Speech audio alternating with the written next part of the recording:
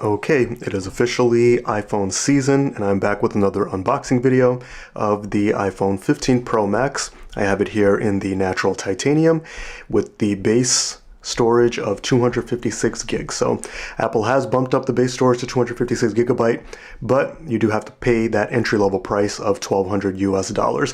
For me, that was not too much of a problem because for my 14 Pro Max, that happens to be the amount of storage that I was using anyway, 256 gigs. So we'll get right into it.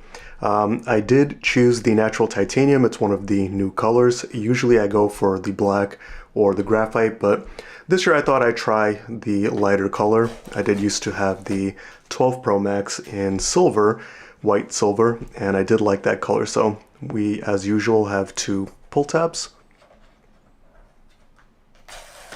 And that's the second one.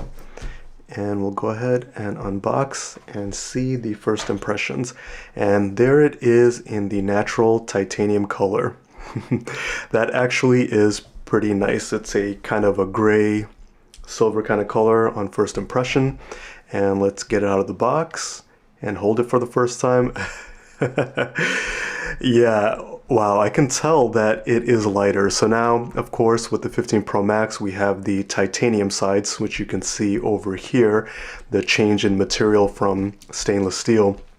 And although it's only about a 19-gram difference, which is, I don't know, I think that's like 4 nickels or 2 quarters or something like that, the immediate impression is that I can tell that it is lighter compared to my 14 Pro Max.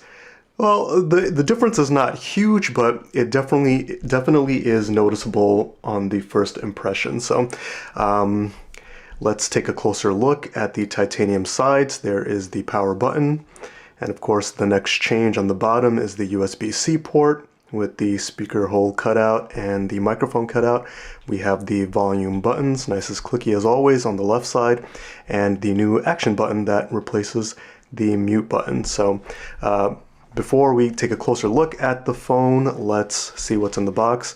And we do have a new USB-C to USB-C cable, charge cable, and it is braided, which is nice. So that is one of the things that I'm looking forward to with the 15 Pro Max.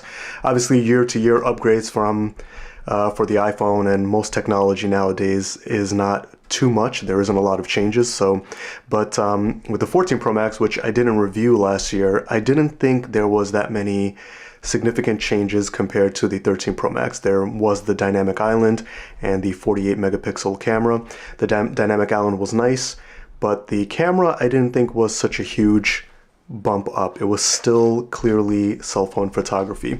But this year with the 15 Pro Max, I think Apple have made some nice changes that I'm looking forward to testing out. So we do have the usual paperwork and white Apple sticker, which I never use. If Apple wants to save the environment, maybe they can save some paper and get rid of that sticker. But maybe some of you really like that sticker, so maybe not.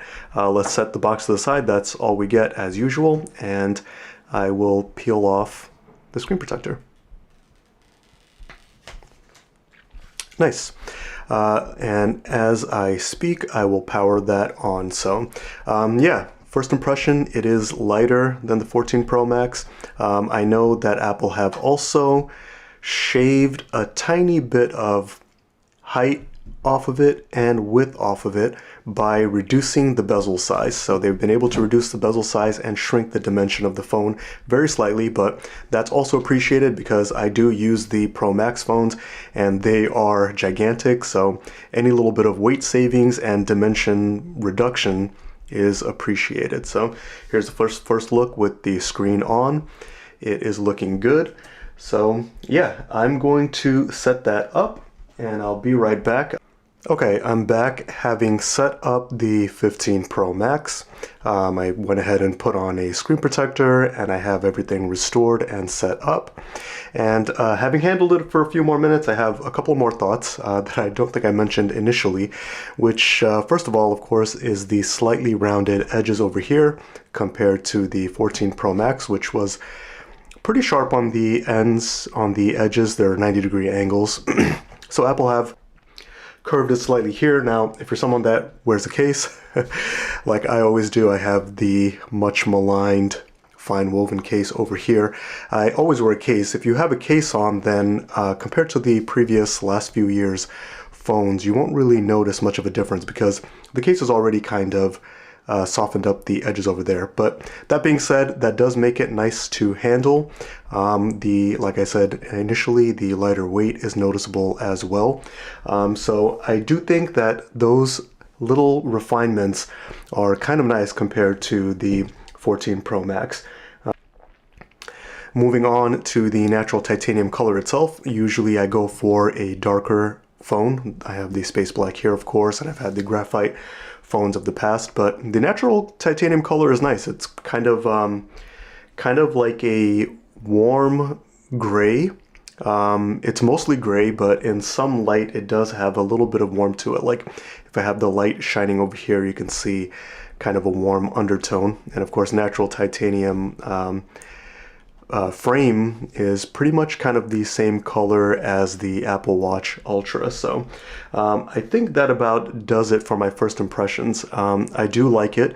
The sides being matte does collect some fingerprints that you can see if you look at it up close, but it doesn't get as greasy or shiny as the 14 Pro Max. See, if I rub my finger across, you can see the fingerprints there, but of course it being matte over here kind of masks that a little bit. So overall, pretty nice. I'm happy with my choice in color. I do think that I will keep the fine woven case as well. And I think that's about it for my unboxing and first impressions. Looking forward to using it over the next couple of weeks and most likely for the following year. I don't think that I'll be returning this. Planning to give my 14 Pro Max onto my wife. So I'm looking forward to seeing the changes and updates, and maybe I'll have a review video coming up in a few weeks. I hope that helps some of you out there, and thanks for watching.